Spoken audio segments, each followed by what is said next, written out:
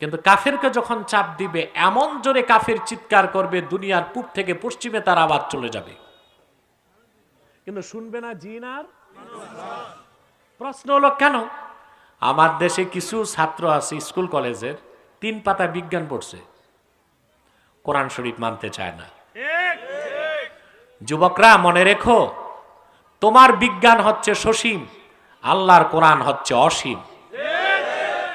সসীম দিয়া অসীমকে যাচাই করা হচ্ছে কাফেরের কাজ, নির্বোধের কাজ। অসীম কোরআন দিয়া সসীম বিজ্ঞানকে যাচাই করা যাবে, ঠিক কিনা? সসীম ছোট্ট বিজ্ঞান দিয়া অসীম কোরআনকে যাচাই করা যায় না। ওরা সবকিছুতে বিজ্ঞান খোঁজে। এখন ওরা বলতে পারে, হুজুর কবরে যদি এত জোরে চিৎকার হয়, 3.5 হাত উপরেই তো আমরা আছি, আওয়াজ পাই না কেন?